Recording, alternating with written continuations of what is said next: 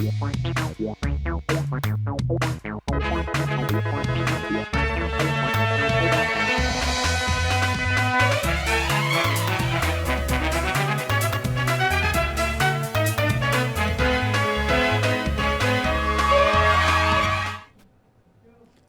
आप देख रहे हैं राष्ट्रीय समाचार और मैं हूं आपके साथ प्रिया पांडे। पहले एक नजर हेडलाइंस पर।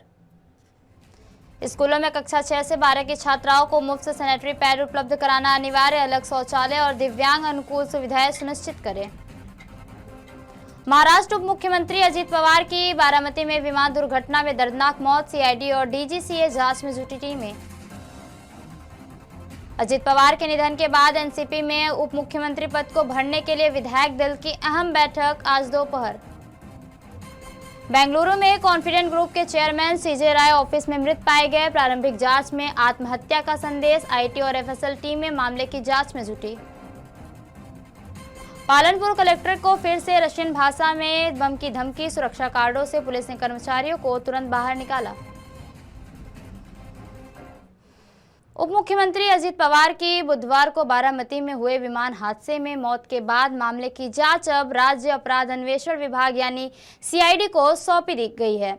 अजित पवार मुंबई से बारामती के लिए उड़ान भर रहे थे, जहां जिला परिषद चुनाव प्रचार के तहत 4 सभाओं में शामिल होना था। विमान बारामती हवाई अड्डे पर उतरने के दौरान दुर्घटनाग्रस्त हो गया, जिसमें अजित पवार के अलावा पायलट सुमित कपूर, सह पायलट सांभवी पाठक, एयर होस्टेस पिंकी माली और उनके अंगरक्षक विदीप जाधव की मौत हो गई।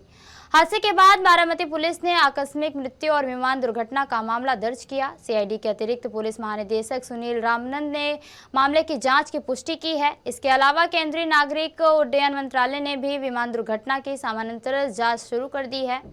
अजित पवार का पार्थिव शरीर गुरुवार को शोकाकुल माहौल में बारामती में अंतिम संस्कार किया गया।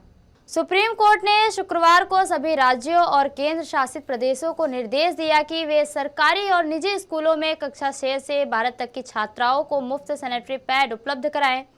न्यायालय ने स्पष्ट किया कि मासिक धर्म स्वास्थ्य संविधान के अनुच्छेद 21 के तहत जीवन के मौलिक अधिकार का हिस्सा है और इस जिम्मेदारी में लापरवाही बरतने पर सरकारों को जवाबदेह ठहराया जाएगा। जस्टिस जेबी पारदीवाला और जस्टिस आर महादेवन की पीठ ने कहा कि यदि निजी स्कूल छात्राओं के लिए अलग अलग शौचालय और सैनिटरी पैड की व्यवस्था करने में विफल रहते हैं तो उनकी मान्यता रद्द की जा सकती है। साथ ही अदालत ने सभी स्कूलों में लड़कियों लड़कों के लिए अलग अलग दिव्यांग अनुकूल शौचालय सुनिश्चित करने का भी आदेश दिया है। यह फैसला 10 दिसंबर 2024 को जया ठाकुर द्वारा दायर जनहित याचिका पर सुरक्षित रखे गए निर्णय के तहत सुनाया गया है। महाराष्ट्र के उप मुख्यमंत्री दिवंगत अजित पवार के निधन के बाद अब पार्टी के अंदर खाने उप मुख्यमंत्री की कुर्सी को भरने के लिए अब चर्चा शुरू हो गई है। एनसीपी नेताओं की बैठक में एनसीपी का विधायक दल का नेता चुना जा सकता है और ये बैठक विधान भवन में 2 बजे के लिए प्रस्तावित है। जितने भी एनसीपी के विधायक और बड़े नेता हैं, उन सभी के इस बैठक में शामिल होने की उम्मीद भी जताई जा रही है। विधानसभा और विधान परिषद के सदस्यों को बैठक में शामिल होने के निर्देश भी दिए गए हैं। इसी बैठक में यह तय होगा कि आखिर कौन एनसीपी की कमान संभालेगा। इससे पहले और इसके लिए सुनेत्रा पवार और प्रफुल्ल पटेल के नामों का जिक्र हो चुका है, हालांकि इस बैठक के बाद ही पता चलेगा। बेंगलुरु में कॉन्फिडेंट ग्रुप के चेयरमैन सीजे रॉय अपने ऑफिस में मृत पाए गए। यह घटना अशोकनगर पुलिस स्टेशन क्षेत्र की है। Bengaluru city police commissioner Seemant Kumar Singh ने बताया कि प्रारंभिक जांच में यह मामला आत्महत्या का प्रतीत हो रहा है। उन्होंने कहा कि सीजे रॉय ने खुद को गोली मार ली थी, जिसके बाद उन्हें तुरंत नजदीकी अस्पताल ले जाया गया, जहां डॉक्टरों ने उन्हें मृत घोषित कर दिया। घटना की सूचना मिलते ही एसोसिएशन ऑफ क्राइम ऑफिसर और एफएसएल टीम मौके पर पहुंची और जांच की। पुलिस के अनुसार पिछले 2 से 3 दिनों में इनकम टैक्स विभाग की टीम सीजे रॉय के ठिकानों पर तलाशी ले रही थी। केरल से भी एक टीम जांच के सिलसिले में आई हुई है। पुलिस उनके परिवार के उन सदस्यों के संपर्क में है जो फिलहाल भारत से बाहर हैं और उनके आज लौटने की संभावना है। फिलहाल मामले की गहन जांच जारी है और सभी पहलुओं की पड़ताल भी की जा रही है। महाराष्ट्र के मुख्यमंत्री देवेंद्र फडणवीस ने कहा कि सुनेत्रा पवार को मुख्यमंत्री बनाए जाने के संबंध में वह पवार परिवार और एनसीपी के हर फैसले के साथ खड़े हैं। उन्होंने स्पष्ट किया कि एनसीपी जो भी निर्णय लेगी उसे हर कीमत पर समर्थन मिलेगा। फडणवीस ने कहा कि यह फैसला एनसीपी का है और हम अजीत पवार व उनके परिवार के साथ खड़े हैं। कोई भी निर्णय जो होगा ये निर्णय राष्ट्रवादी कांग्रेस पार्टी लेगी। राष्ट्रवादी कांग्रेस पार्टी जो निर्णय लेगी हम उसके साथ खड़े रहेंगे, चाहे वो अजीत पवार जी का परिवार हो या राष्ट्रवादी कांग्रेस पार्टी हो। इनके साथ पूरी ताकत के साथ सरकार के रूप में और भारतीय जनता पार्टी के रूप में। एनसीपी अजीत पवार गुट के वरिष्ठ नेता और महाराष्ट्र सरकार के कैबिनेट मंत्री छगन भुजबल ने मुख्यमंत्री से हुई अहम बैठक के बारे में बड़ा बयान दिया है। भुजबल ने बताया कि उन्होंने सुनील तटकरे और प्रफुल्ल पटेल के साथ मुख्यमंत्री से मुलाकात की, जिसमें शपथ ग्रहण और सुनेत्रा पवार को सीएलपी के तौर पर आगे करने पर चर्चा हुई है। मुख्यमंत्री ने स्पष्ट किया कि उन्हें कोई आपत्ति नहीं है और इस पर जल्द फैसला लिया जा सकता है। भुजबल ने कहा कि कुछ मामलों में निर्णय में समय लगता है, लेकिन इस मामले में 2 घंटे के भीतर स्थिति साफ हो सकती है। इसी बीच बारामती में एनसीपी प्रमुख शरद पवार के निवास गोविंद बाग में पार्टी नेताओं की अहम बैठक शुरू हो गई है, जिसमें सांसद सुप्रिया सुले, विधायक रोहित पवार, योगेंद्र पवार और संदीप क्षीरसागर शामिल हैं। बैठक में मौजूदा राजनीतिक हालात और पार्टी की आगामी रणनीति और संगठनात्मक फैसलों पर मंथन होने की संभावना जताई जा रही है। साहब से जो है हम लोग गए थे, प्रफुल्ल भाई, तटकरे, मैं और मुंडे, कल भी हम मिले थे उनको रात को। तो टेंटेटिवली जो है कल हो सकता है क्या सब शपथ विधि से लेकर सारी चीजें। तो मुख्यमंत्री ने कहा कोई मुझे प्रॉब्लम नहीं। अब ये जो है जैसे कि कोई शख्स अगर चल बसता है तो कई बार 3 दिन का जो है दुख मनाते हैं, कई बार 10 दिन, तब तक लोग बाहर नहीं आते। या ऐसा मुझे पता नहीं है, पर कुछ बात ऐसे कुछ चली है और खुद जो है तटकरे और प्रफुल्ल भाई उसमें ध्यान दे रहे हैं। मगर बहुत करके घंटे 2 घंटे में जो है निर्णय आ जाएगा।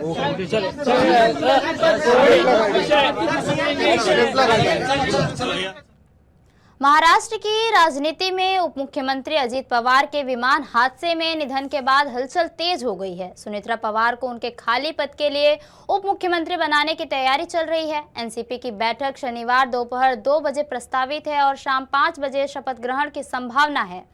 हालांकि पार्टी प्रमुख शरद पवार ने कहा कि उन्हें इस फैसले की कोई जानकारी नहीं है और वह बैठकें मुंबई में हो रही है। शरद पवार ने बताया कि एनसीपी के दोनों गुटों के विलय पर पिछले 4 महीनों से सकारात्मक चर्चा चल रही थी और इसकी सार्वजनिक घोषणा 12 फरवरी को होने वाली थी, लेकिन अजीत पवार के निधन के बाद परिस्थितियां बदल गई हैं। शरद पवार ने अजीत पवार को याद करते हुए उन्हें सक्षम और समर्पित नेता बताया और कहा कि उनकी विरासत और कार्यशैली नई पीढ़ी को आगे बढ़ाएगी। सुनेत्रा पवार शपथ लेने वाली है, क्या आपको इस बात की जानकारी है? नहीं, तय किया होगा तो उनसे पार्टी ने तय किया होगा। और जो अखबार में आया है, इसे लगता है कि पार्टी ने कुछ तय किया है, क्योंकि कुछ लोगों का नाम आया है, जैसे प्रफुल्ल पटेल, जैसे तटकरे, जो उन्होंने इनिशिएटिव लिया है। यानी इनके पार्टी ने इंटरनल कुछ न कुछ तय किया होगा। कल नरेश अरोड़ा की मीटिंग हुई थी सुनेत्रा पवार के घर, क्या आप जो नाम लेते हैं मैं उनको जानता। सर, आपके परिवार की आपकी बहू महाराष्ट्र की पहली महिला उप मुख्यमंत्री बनेगी। हालांकि अवसर बहुत शुभ नहीं है, पर आप ही की परिवार एक तरीके से ये माइलस्टोन सेट कर रहा है। As a member of the family, what do you think about it? बात अच्छी है कि जो बयान उसको ऑफिस ला नहीं सकते,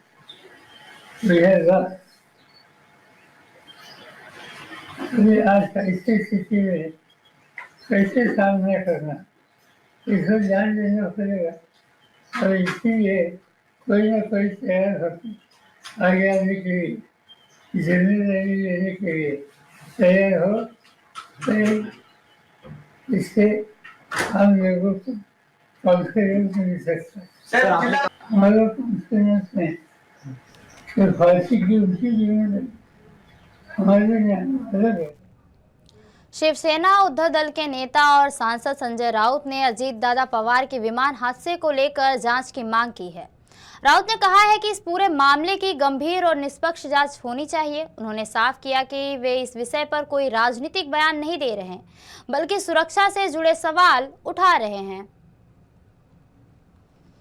पहले भी कहा है कि इस एक्सीडेंट की जांच होनी चाहिए।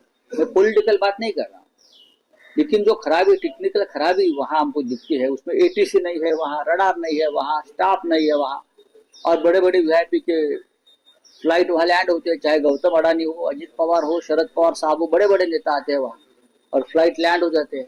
डीजीसी क्या सो रहा था क्या? अब अजीत पवार जाने के बाद सब जाग गए हैं। हाँ, ऐसे देश में, हमारे महाराष्ट्र में और देश में ऐसे बहुत से एयरपोर्ट है, बना के रखे, लेकिन कोई यंत्रणा नहीं है, सिस्टम नहीं है।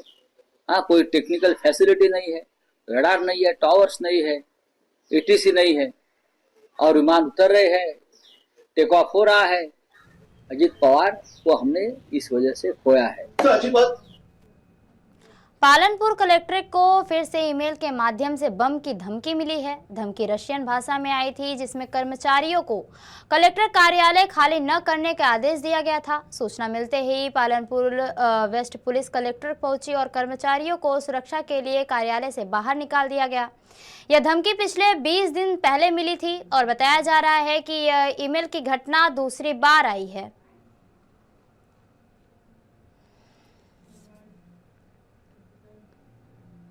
झारखंड के जमशेदपुर में उद्योगपति कैरव गांधी अपहरण मामले का पुलिस ने खुलासा किया है। इस कार्रवाई में बिहार के गया, नालंदा और पटना से 6 अपराधियों को गिरफ्तार भी किया गया, जिनके पास 2 पिस्टल, 6 जिंदा कारतूस और अपहरण में इस्तेमाल स्कॉर्पियो कार बरामद हुई है। जांच में पता चला कि अपराधियों ने अक्टूबर से कैरव की रेकी की और 13 जनवरी को उन्हें स्कॉर्पियो में जबरन बैठाकर अपहरण किया गया। आरोपियों ने खुद को पुलिसकर्मी दिखाकर यह घटना अंजाम दी। पुलिस ने अपराधियों की सर्च ऑपरेशन के दौरान 3 आरोपियों को गोली लगने के बाद अस्पताल में भर्ती कराया। पुलिस की कड़ी मेहनत और तकनीकी सहायता से 26 से 27 जनवरी की रात को 14 दिनों के बाद कैरव गांधी को सुरक्षित बरामद किया गया और परिवार को सौंपा गया। एसएसपी पीयूष पांडे ने बताया कि मामला केवल 6 लोगों तक सीमित नहीं है और गिरोह के अन्य सदस्यों की तलाश के लिए छापेमारी की जा रही है। सीएच एरिया बिष्टुपुर थाने से कैरव गांधी, जिनका अपहरण हुआ था, जो काफ़ी चर्चित मामला भी रहा है और जमशेदपुर पुलिस के लिए भी एक काफ़ी बड़ा चैलेंज बन के उभरा। इसके अनुसंधान के लिए जो अपराध है उनकी सकुशल बरामदगी के लिए और अपराधियों की धरपकड़ के लिए एक एसआईटी का गठन किया गया। एसआईटी के अंतर्गत बहुत सारी सर्च टीम्स बनाई गई और इस एसआईटी का नेतृत्व एसपी सिटी कर रहे थे। इस पूरी टीम ने technical analysis, human intelligence gathering और अनुसंधान के विभिन्न आयामों का यूज करते हुए इसमें काफ़ी कुछ कंक्लूड किया और हम लोग को कुछ लीड्स इसमें मिले। इसमें कई राज्यों की पुलिस के साथ हमारी टीम्स ने संपर्क किया, वहाँ पर हम लोगों ने आसूचना संकलन किया और दूसरे राज्य खासकर बिहार में काफ़ी सघन छापामारी की गई, जिसके कारण जो अपहरणकर्ता है उन पर काफ़ी प्रेशर आ गया था कि पुलिस की टीम्स उनके पीछे हैं। फिर हम लोग को इसमें लीड मिलने लगी, कुछ ऐसे सुराग हम लोग को मिलने लगे जिससे हमें पता लगा कि किडनैपर्स कौन हो सकते हैं। उसके बाद हम लोग को एक आसूचना प्राप्त हुई दिनांक 26 तारीख को कि जो अपहरणकर्ता हैं वो इसको कहीं और, जहां उन्होंने उसको पहले लोकेट करके रखा था, वहां से कहीं और शिफ्ट करना चाह रहे हैं क्योंकि पुलिस का प्रेशर बढ़ रहा है। और उसके बाद 26 तारीख की रात में, 26 और 27 की इंटरवीनिंग रात में पुलिस के द्वारा विभिन्न टीम बना के जितने भी डिफरेंट रूट्स हैं उनको जीरो इन किया गया था। और उसके बाद कैरव, क्योंकि अपहरणकर्ता काफी प्रेशर में आ गए थे, तो कैरव को चंपारण और बरही के खंड पर छोड़कर वो लोग भाग गए और पुलिस ने कैरव को सकुशल बरामद करके उनके परिजनों को सुपुर्द किया। उसके बाद हम लोग को जो इंटेलिजेंस और अनुसंधान हम लोगों ने किया, तो विभिन्न जिलों में छापा मारा गया, जिसमें से पटना, गया जी और नालंदा मेन रहे। और वहां पर कुल मिला के छह लोगों को संदेह के आधार पर पकड़ा गया। जब उनसे पूछताछ की गई तो उनके द्वारा यह स्वीकार किया गया कि उन्होंने कैरव की किडनैपिंग की। मुंबई से सटे नाला सुपारा इलाके से एक चौंकाने वाली घटना सामने आई, जहां सोशल मीडिया पर आपत्तिजनक पोस्ट करने के आरोप में एक युवक के साथ सरेआम मारपीट का वीडियो वायरल हो रहा। जानकारी के मुताबिक 25 से 30 वर्ष के सूरज शिर्के ने फेसबुक और अन्य सोशल मीडिया प्लेटफॉर्म पर शिवसेना प्रमुख उद्धव ठाकरे और मनसे प्रमुख राज ठाकरे के खिलाफ कथित रूप से अपमानजनक पोस्ट और रील्स साझा की थी। इसके बाद शिवसेना और मनसे के कुछ समर्थकों ने युवक को उसके घर से बाहर निकालकर सड़क पर बेरहमी से पीटा। वायरल वीडियो में युवक को अर्धनग्न अवस्था के भीड़ में सामने पीटते हुए देखा जा सकता है, जहां वह अपने पोस्ट को लेकर सार्वजनिक रूप से माफी भी मांग रहा है। इस घटना ने कानून व्यवस्था पर गंभीर सवाल खड़े कर दिए हैं। हालांकि अब तक पुलिस द्वारा किसी भी एफआईआर दर्ज होने या गिरफ्तारी की आधिकारिक पुष्टि नहीं हुई है।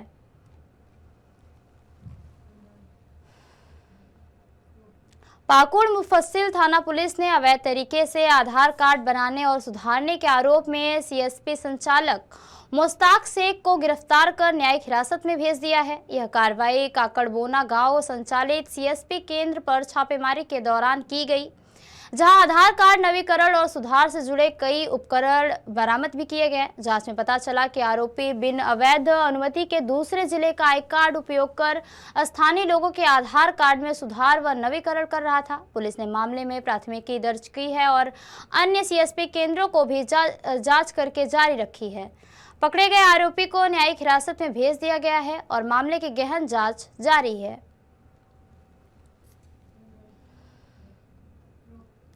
सूरत के गोड़ादरा इलाके से पुलिस ने नकली ब्रांडेड कॉस्मेटिक क्रीम और अन्य उत्पाद बनाने और बेचने वाले कारखाने का पर्दाफाश किया।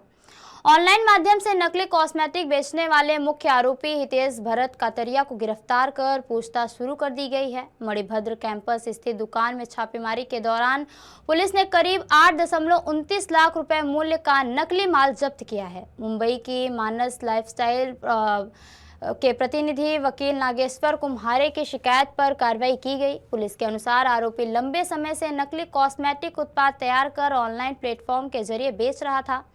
मामले में आगे की जांच जारी है और अन्य लोगों की संलिप्तता की भी पड़ताल जारी है।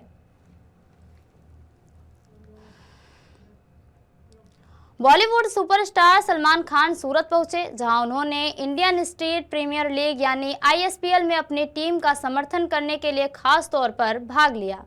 उनके आगमन की खबर मिलते ही एयरपोर्ट पर बड़ी संख्या में प्रशंसक जमा हो गए, जिन्होंने अपने चहेते स्टार की एक झलक पाने के लिए उत्साहपूर्वक इंतजार किया। सलमान ने हाथ हिलाकर सभी का अभिवादन किया, जिससे माहौल और भी जोश से भर गया।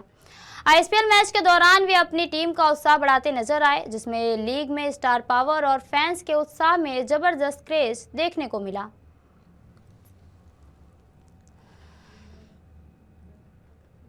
गुजरात के बनासकांठा जिले के वडगाम नालसर गांव में रेबीज का मामला सामने आया। 3 महीने पहले मजदूरी करने वाले एक युवक को पागल स्वान ने काटा था, लेकिन सही इलाज न मिलने के कारण अब उसे रेबीज के लक्षण दिखाई देने लगे हैं। गंभीर स्थिति के चलते गांव वालों ने युवक को बांधकर काबू में किया और इलाज के लिए पालनपुर सिविल अस्पताल पहुंचाया गया, जहां उसकी सुरक्षा के कारण उसे बांधकर रखा गया है। इस घटना में गांव और आसपास के इलाकों में स्वास्थ्य और सुरक्षा को लेकर चिंताएं बढ़ गई हैं।